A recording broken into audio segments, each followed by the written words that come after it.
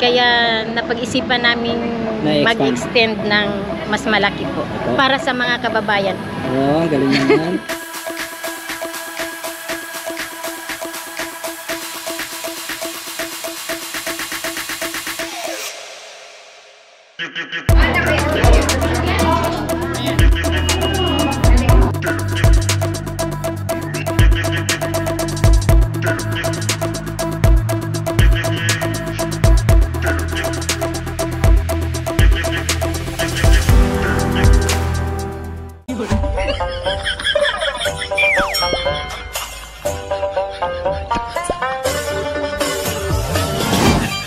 So yun nga guys, pumunta tayo ngayon sa Lola's Restaurant.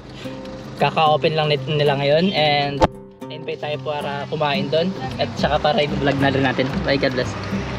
Yeah, see you live. Bye, love you too. Ingat ha. Busy naman yan.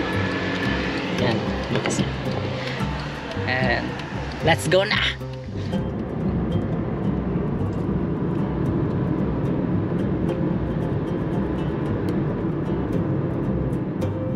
Guys, medyo late na tayo kasi medyo traffic yan dito sa Dora. Actually, pagbaba natin dyan, Dora na yan. And mukhang nag-snow na sa taas, snow sa, siguro sa Parayan yan, sa Parayan. Okay.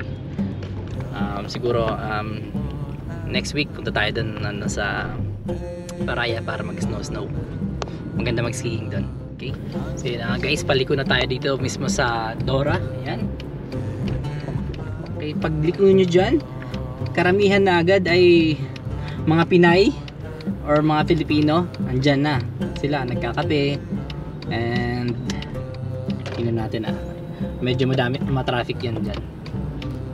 Okay. Ewan ko lang ngayon dahil Friday.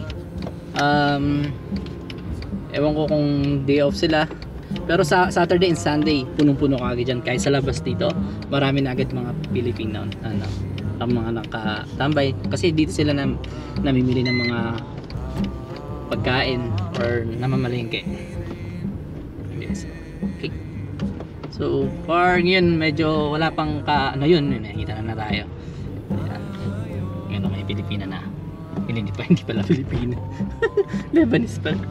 So, actually dito, pag makikita nyo na dito guys na marami ng Pilipina. Yan. Diyan, mga nakapesto sila. Pero ngayon ay wala pa. So ngayon andun na yung Lola's, nakikita na natin. Mag-open na sila. Yan, mga dami na naghihintay. Yan. Sakto pala ang dating natin dahil mag-uumpisa pa lang ang blessing.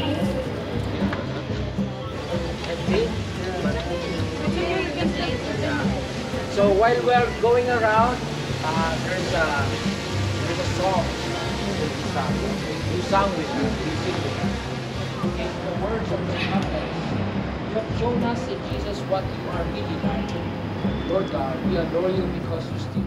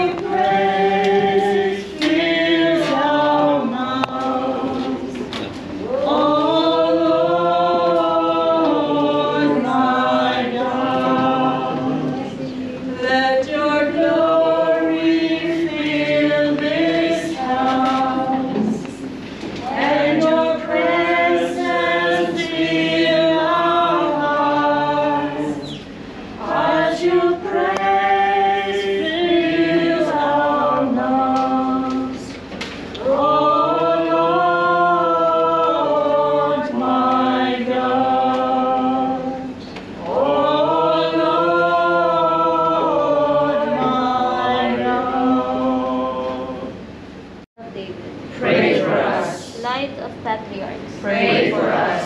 Spouse of the Mother of God, Pray for us. Chaste guardian of the Virgin, Pray for us. foster father of the Son of God, Pray for us. watchful defender of Christ, Pray for us.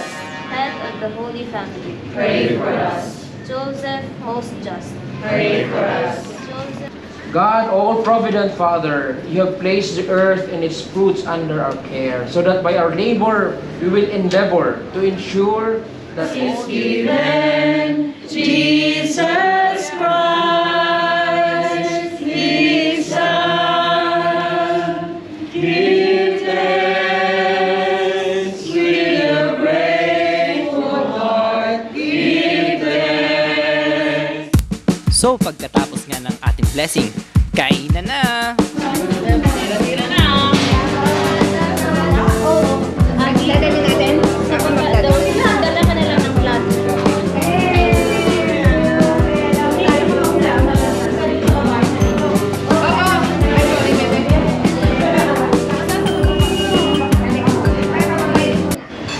Okay, Ate Lisa, bakit po niyo po na isipan magtayo ng restaurant dito sa Lebanon?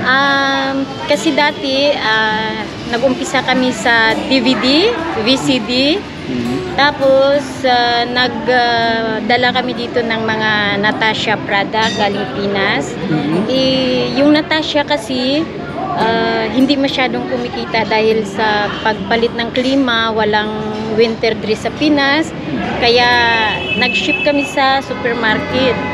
Okay? Okay, pagkatapos ng supermarket, bukas kami ng restaurant sa baba. Okay po, nakita ko. Kaso lang, masyadong maliit, kaya napag-isipan namin mag-extend ng mas malaki po. Opo. Para sa mga kababayan. Oh, ang galing naman. Nakakatuwa naman. Yung mga tagaluto nyo po is ano din po, mga Pinoy din po? Hindi sa tagaluto, sa pagluluto, wala kaming tagaluto, ako lang talaga. Galing ka rin po. Lahat ng tagaluto. mga pagkain, ako ang gumagawa. May assistant lang po na tagahiwa. Pero lahat ng ulam sa akin po. Okay po. So ngayon, nag-cater din po kayo? Or nagluluto kayo para sa mga event? Or... Nagki-cater po pag may mga order, halimbawa mga birthday.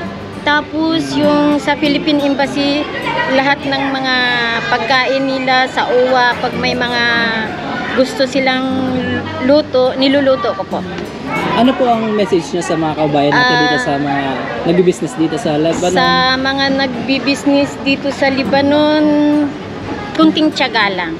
Kasi dati mas maganda yung business namin dati. Kaso lang sabihin ko na ano ako sa mga kababayan natin dahil may remittance ako.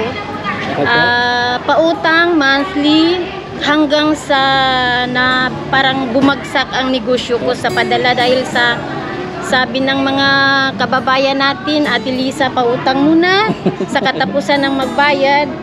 Hanggang sa nangyari yung explosion, siguro alam naman yan ng mga tao, ng mga kababayan natin, kung paano ako bumagsak as in bagsak.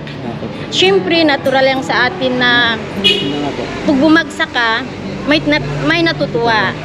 Na normal na yun. Pero ang sabi nila, bakit hindi na nagpakita si Ate Lisa sa supermarket?